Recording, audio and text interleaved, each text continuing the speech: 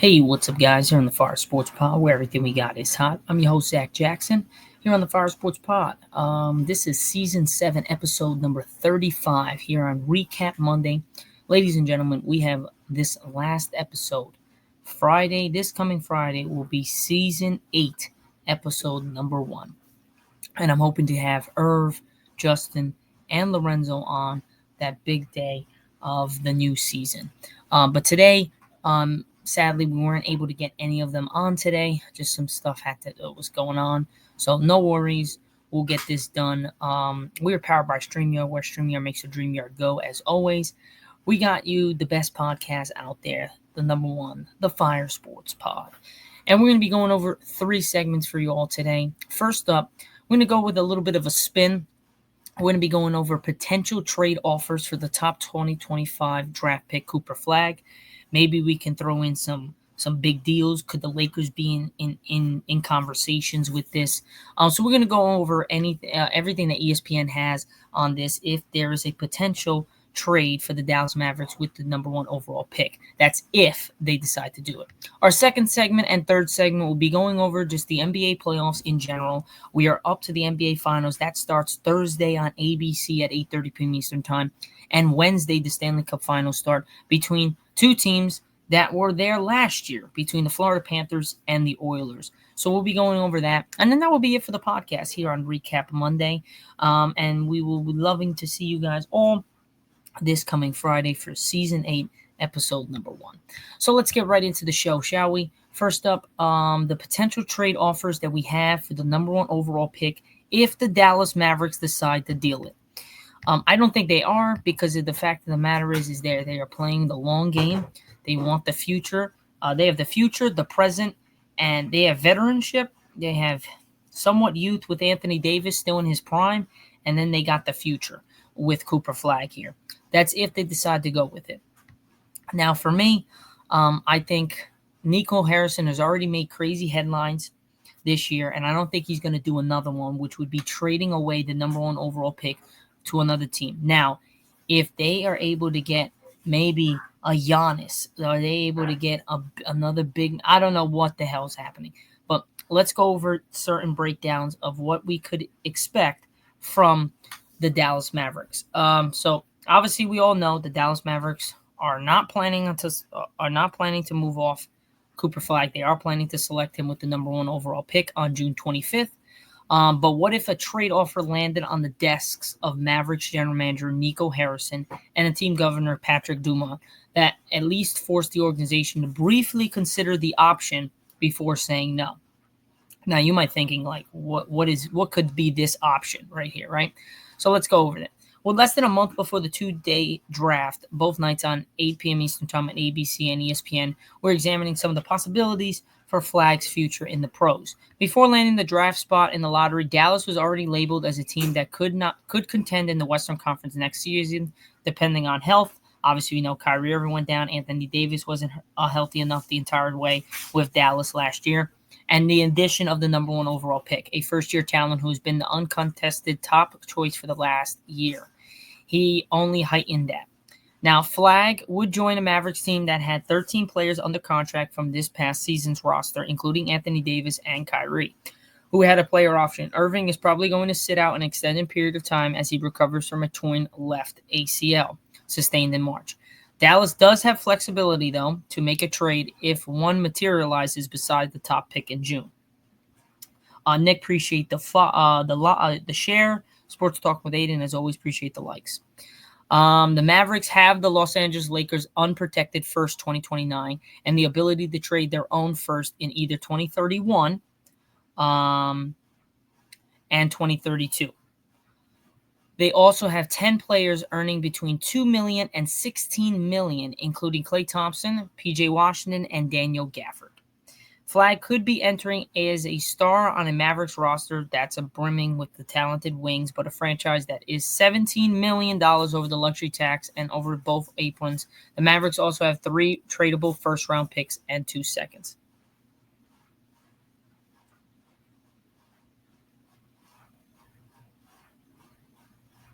I like the T-Wolves. I feel like we should trade Ant. Nick, you're saying to trade Anthony Edwards? I don't know about that one. There is the question of whether ownership would approve trading a number one pick, such as Flagg for Milwaukee's Giannis Antetokounmpo, and 2 years left on his contract. We asked our NBA insiders, and a bag of chips. How keeping the number one pick plays into the Mavs' future. Obviously, we know Luka left Dallas in a crazy, shocking trade with the Lakers in chance for Anthony Davis. I am still on the fence with it. If Luka's able to slim down, which for some reason there's been rumors and pictures and videos of him slim down. So if he's able to really change his body come the regular season and playoff time, then this trade will have worked out. Obviously, we know Anthony Davis and Luka are totally different two players. Anthony Davis is a defensive guy, defensive stopper, able to contribute on the offensive end as well. Luka's just an offensive guy. So it's really going to see if we're able to get this rolling with Luka, and really we'll see who wins the trade really kind of next year when everyone's healthy and ready to go. So the first offer that I got for you guys is Spurs move up to build front court of the future. So the Dallas Mavericks would get a 2025 number 2 pick, 2025 number 14 pick, 2027 Atlanta Hawks first rounder, return of a swap rights to the Mavericks 2030 first rounder. San Antonio gets the 2025 number 1 pick. I don't know how this works, but that would basically mean that in 2025, Dallas Mavericks would have 2 top 15 draft picks on top of that of a first rounder in 2027 and another first rounder in 2030. San Antonio would get, obviously, Cooper Flagg. And then you would pair that with Victor Wembanyama and De'Aaron Fox up there in San Antonio. I don't really see how. I mean, that could work potentially. I don't really like that move. I think them having the number 2 pick and the number 14th pick, I think you're already set. I don't think you really need to move off. Obviously, if you could get him, that would be great. But I think you can get 2 of the top 15 talents in this NBA's draft, which is a pretty good draft class. I would definitely just stick. If I'm San Antonio, you have Victor, you have De'Aaron, you still have Chris Paul, you have Stephon Castle. I think you just stay, get your picks, and see what you can go from there. Now, from moving on from there, the second offer is the number 2. Cavs form a new star trio in Flagg, Mobley, and Garland. So the Dallas Mavericks would be getting Donovan Mitchell in a trade with a 2031 first-round pick via the Lakers, a 2028 first-round pick swap via the Lakers, and a 2030 first-round pick swap via the Lakers. The Cavaliers would get the 2025 number 1 pick, which is Cooper Flagg, most likely, Javon Carter, and Gabe Vincent, forwards Maxi Kleber, and PJ Washington, center Daniel Gafford. So all that will go to Cleveland. The Lakers would be involved, and they would get center Jarrett Allen, which we desperately need a center, and we would be only giving up Gabe Vincent, who has played phenomenal last year, come playoff time in the end of the regular season. But I'm cool with letting him go. And Maxi Kleber, who did play literally 1 game, which was in Game 5 of the playoffs against Minnesota. So I'm fine with that. And we're able to get Jarrett Allen. You give Jarrett Allen, LeBron, Luka, Reeves. I think that solves our problems. That would be a fantastic trade. Cleveland gets what they're able to get, all the youth back there. They still keep Mobley. They still keep Garland. You still got your guys there. You send away Donovan Mitchell. And that is a massive move where you would pair Donovan with Kyrie, and then you would have Anthony Davis there. You still have Derek Lively as the big to throw lobs to. So that could work. Chicago's in this as well. They get forwards Dalton Connect and Caleb Martin. So we would lose Dalton Connect again, and then and Mavs would give up Caleb Martin. 2026 second-round pick via the Cavs, 2027 second-round pick via the Nuggets, and a 2028 second-round pick via the Cavs. So this is a 4-team trade.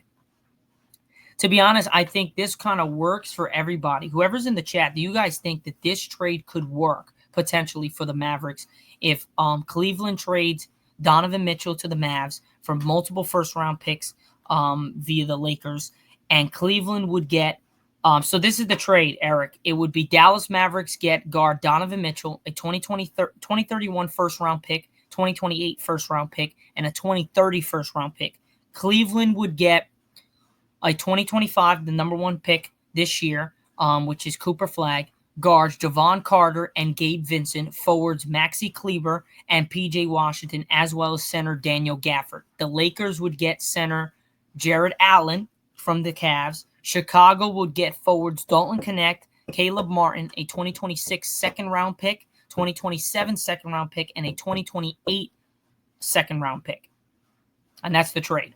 What do we think?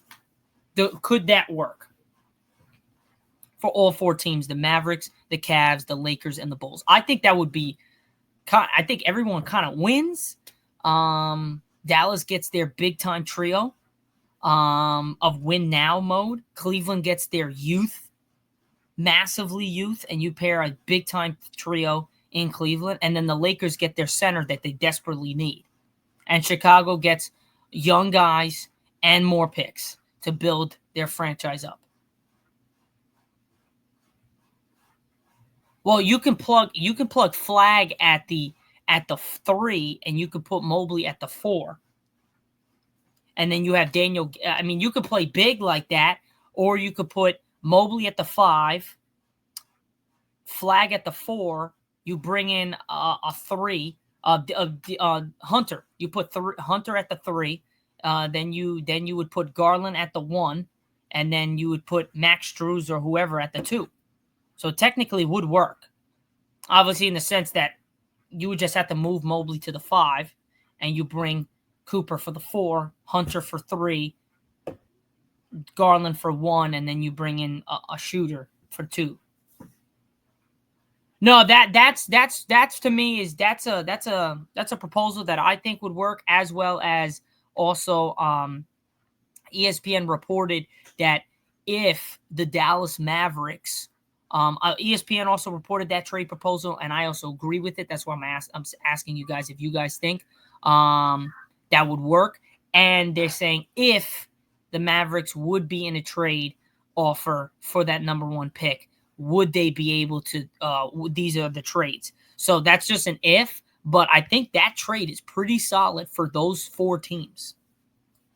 Flagg in Cleveland will be massive. I think that would be great. If that's the way they want to do it, that would be good. The first proposal was Dallas gets the 2025 second-round pick, the 2025 14th round pick, 2027 Hawks first-rounder, return of a swap rights to the Mavericks 2030 first-rounder, and San Antonio would just get the number 1 pick this year in Cooper Flagg. But I just don't think it makes sense for the Spurs to do that. Because based on they have the number 2 pick and the 14th pick in this year's draft, they already have young talent with Wembanyama, Fox, Chris Paul, Stephon Castle, and just to name a few. I just think that they'll be fine. I don't think that's really a good one. I think the second proposal, though, I think could work for all 4 teams, realistically. Chicago gets even younger. They get big-time players that can really contribute now to the team that they ended off the season with, which was pretty well-rounded. And then you get youth more picks for the next 3 years. The Cavs get their young core in there with some more talent and some veterans there. And then the Lakers get the center that they desperately need. Now, the offer number 3, here's the third offer and the final offer. Mavs pick up Booker and an elite big man depth. So the Dallas Mavericks would get Devin Booker, a 2025 first rounder, a number 29, 2028 first rounder, least favorable of own Knicks and Wizards, a 2029 first round pick swap, least favorable of the Cavs, Timberwolves, and Jazz. Phoenix would get the number 1 overall pick, Klay Thompson, PJ Washington, Najee Marshall, and Caleb Martin. So the Suns would get youth with Cooper Flagg for the future. You still get Kevin Durant and Bradley Beal. You bring in Klay Thompson, a veteran, a guy is a knockdown shooter and a champion. You bring in P.J. Washington, a savvy defender / scorer. Najee Marshall, big man, I believe, and Caleb Martin, a scorer from the two. And then the Dallas Mavericks would bring in Devin Booker to pair with Kyrie and Anthony Davis. That would be something. That would be Anthony Davis at the 4 or at the 5. You keep Daniel Gafford. Yeah, obviously, but right now in the grand scheme of this, Durant's still on the team. If that's actually serious, that would be pretty cool. I would hope Kevin Durant will make his way back to OKC, kind of like the way LeBron did, because of the fact that he kind of tarnished his legacy. To me, I think if he never left and he stayed there for so much longer, just to go to the team that you just lost 3-1 down, I just think that he needs to do what kind of LeBron did, where LeBron left to Miami, then came back, won a championship. It would be nice if he goes to OKC, comes back, wins a championship, and then everyone can forget about that when he left to go to Golden State. So, but I think this trade works. Even if you don't have Kevin Durant, you still got Bradley Beal, you have Cooper Flagg, you get Klay Thompson, you have P.J. Washington, Najee Marshall, and Caleb Martin. I think that still works for a Suns team that is not as good as people thought they were with the big three. You break them up, and you still get quality guys back with future, with Cooper Flagg. And then now Bradley Beal can actually be the number one on this team. So I think, and that's what we're realizing, is that I think Bradley Beal is a number one guy. He can't be a third option. Best a 2 option, but when he was a 2 option, he was younger, and he really, and he was with John Wall. There's a big difference. Now he's like older. He wants to be that number one guy. So I don't know, Eric, what do you think? Does that trade would work where the Mavs would pick up Booker in elite big man depth? Because I really think that kind of sets it up. I really do. This really sets up pretty good.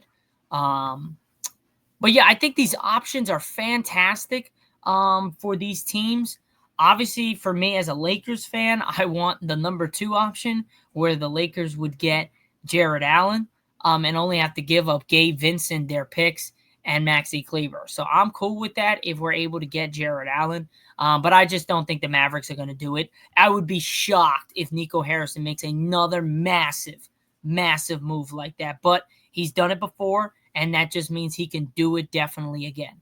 But for me, we're going to switch gears here. We're just going to be moving on to the next segment I have for you guys, and that is going to be the NBA playoffs and NHL playoffs recap. We're going to take a short break here on the podcast. We'll be right back in just a sec. All right, guys, we are back like we never left, and we are going to be going over the NBA bracket and NHL playoff bracket. As we know, the NBA and NHL is almost over. It's crazy how it's literally June, and we're already almost done. We're going into the Stanley Cup and the NBA Finals. So here we go. Just to recap, guys, what has happened in the NBA playoffs. To me, this has been a great playoffs. I mean, let's just start briefly recapping all the games, the series for the NBA. Thunder, Grizzlies. Yeah, it was a 4-0 sweep, but man, the Grizzlies fought hard the last 2 games, and if it wasn't for John Morant getting hurt in Game 3, I really think they could have tied up that series 2 games apiece, because without them and him in Game 4, they lost by 2. But that was a great, hard, gritty series, but OKC was the better team, picked them to win, was correct. Then it was the Nuggets versus the Clippers, and I really thought the Clippers could take down the Nuggets. They took them to 7, but James Harden did it again and could not show up in the biggest moments. So the Nuggets were able to take Game 7 in Denver. Then you have OKC versus Denver, Nikola Jokic versus Shea, both MVPs going at it. This goes to Game 7, but the Thunder prevail with a blowout in Game 7 in OKC. As I predicted, I thought OKC would win against the Nuggets if the Clippers didn't get there, and that's exactly what they did. Now, moving down, you had the Lakers versus Timberwolves. This was a shock to me, but we all knew that the Lakers kind of exceeded expectations. There was this pedestal that they put because of LeBron, because of Luka. Oh, they can get past anybody. Without a center, JJ Redick did not believe in our bench and our bigs, and we just could not handle the Timberwolves. We had our chances. We just could not get the job done. They won 4-1, but one hell of a series, though, nonetheless. Then you had the Rockets-Warriors. That went to a very good series. I really thought that the Rockets kind of fumbled it because of their youth. I think the Warriors were able, with the experience, they were able to win, as well as Steph Curry. So, again, like I said, in the first two, we went 2-2 in the series picks. Not terrible, but still not good. Timberwolves, Warriors. I picked the Timberwolves to win.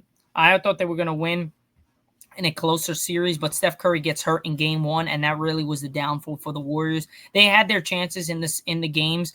They just could not consistently keep Minnesota at bay and score as well, so they were not able to get the job done.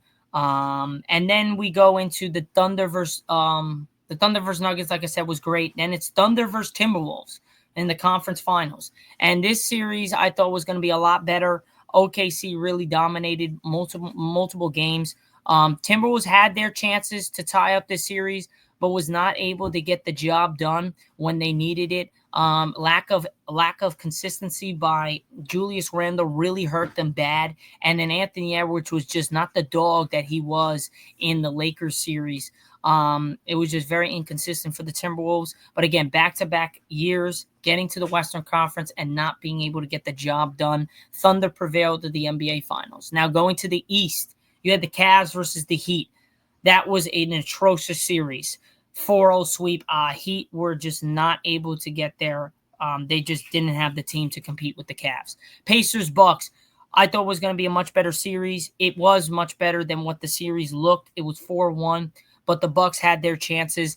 If Dame does not get hurt in game 4 to try to tie up that series 2 games apiece in the first half, I think that the Bucks were able to do it. They were leading in the first quarter when he got hurt, and then they were not able to get the job done. They also had one of the weirdest losses I've ever seen in NBA history for me. At 21, I've never seen a loss like that. Up 9 with 30 seconds to go, and they lose the game. Never seen that before. Then you have the Pacers versus the Cavs. Another series that I picked Cleveland to win just based on the fact, but they had multiple guys injured. Donovan Mitchell got injured in the series. Mobley and Garland were injured. So it just was not the right way. And it looks like some things might be broken up over the summer this year based on the fact that, again, for the second time in a row, they had a good enough team to make to the finals, at least to the conference finals, and they were not able to get the job done. Tyrese Halliburton played insane, the Pacers in general. So I got to give them a lot of credit. Pacers are the real deal. Knicks, Pistons, one hell of a series. If the ball bounces in the different direction, we're looking at the Pistons advancing to play the Celtics in the next round, potentially. But this ended in 6. Pistons next year are going to be really good. Mark my words, Pistons are coming. Celtics, Magic. Celtics, it really wasn't a series. Magic had their chances in Game 3, Game 2 to really make this a series, but the Celtics were able to get the job done. Nonetheless, Celtics, Knicks. Celtics probably could have won this series if Jason Tatum doesn't get hurt with a torn Achilles. But Knicks were looking better. They came back from 2 20-point deficits in games 1 and 2 NTD and were able to get the win. They kind of had the momentum. Boston almost took it back, but just still wasn't good enough. And then Knicks, Pacers. I think the Knicks, they just got out-coached and just outplayed. I just think defensively they just weren't in it. I think offensively, too many turnovers. Jalen Brunson is a ball stopper. He needs to be working on ball movement and stuff like that. Tom Thibodeau was not good with his substitution and his adjustments throughout each game, half, and series. I just think it just was not the year for the Knicks. The Pacers were just playing unbelievable. The Knicks had that game 6 to push it to game 7. They just were not able to consistently hit shots and stop turning the ball over. Now you got a matchup between the Thunder and the Pacers. 8:30 p.m. Eastern Time on ABC on Thursday. 1 versus the 4. Realistically, guys, I don't see the Pacers having a legitimate shot to win the series. I do think that the Pacers will push this series to about 5 or 6 games. I don't think it goes 7. I will be pleasantly shocked if this series goes 7. I think the Thunder, realistically, to give the Pacers credit, I think the Thunder could realistically win in 6. I would not be surprised if they win in 5, but I'm going to give respect to the Pacers. Rick Carlisle, the way this team has been playing, I'm going to give their respect. I got the Thunder winning in 6 games. Potentially could be 5. It could be a sweep, but I just think the Pacers are going to win some, at least at home. They need to pray to get a win in OKC. If they want a shot about winning the finals, they need to win it in OKC at least once. I think that's a no-doubter, no-brainer. If they are not able to get the win, it's going to be rough being down 2-0 going back to home. That means they must win 2 straight in order to keep that series alive, because if they only win 1, they're losing in 5, no doubt. But I do think that the Thunder will win in 6 games and win the NBA Finals and championship this year. So that would mean Shea would have a Finals probably MVP, would have a MVP, and would have a championship. That's a pretty good resume for Shea. So yeah, I think this series goes 6 games, and I think the Thunder win. That is basically the entirety of my recap for the NBA playoffs and this upcoming NBA Finals matchup between the Thunder and Pacers, where I have the Thunder beating the Pacers in 6 games. Now, guys, we're going to transition into the NHL, where you guys know I'm a big Rangers guy. My Rangers were ass this year and could not get anything consistently going. So we got a lot of work to do in the offseason and coming into next year. But I'm not worried about that, because my second favorite team pretty much is the Panthers. And they are rocking and rolling. But they're going against a familiar opponent. And that's the team that they played last year in the Stanley Cup Finals. And if you guys don't recall, last year was one hell of a series. I mean, it took 7 games. The Panthers were in a commanding lead, and they let them claw all the way back to tie that series up 3 games apiece, where they had a Game 7, and the Panthers were able to get the job done. I don't know how. They were lucky because they let the Oilers come back in that series. And realistically, guys, I think it's going to have a similar impact, but I don't think either of the teams are going to go down 2-0, 3-0 again, because I just think that they're just too good to do that. I think both teams will split at home, each at Florida, each at the Oilers, and I think it will come down to a Game 7. And this time, I would hope the Panthers win. I really do. But I just think Connor McDavid and the Oilers are playing unbelievable hockey. Florida's playing it as well. But if you look at it, the Oilers smacked the crap out of the Kings. They went down 2-0 in that series, the Oilers. They won 4 straight. Then they played Vegas. They went 1-5. Then they played Dallas, and they won 5. So really, the Oilers have... but yeah, guys, that is pretty much it here on the Fire Sports Pond, where everything we got is hot. I'm your host, Zack Jackson, and we will see you all on Friday for Season 8, Episode number 1. We're going to try to get Justin, Lorenzo, and Irv, all the crew on for the podcast, because it is our new season, and it's going to be one hell of a ride. So I appreciate it, guys, all the support. Again, like this up, share this. Follow me if you're not doing so already, and don't forget to check out the YouTube page as well as the Instagram. It's at the Fire Sports Pod. Catch you guys later. Have a great rest of your night, and see you all on Friday. Peace. All right, guys, I'll see you.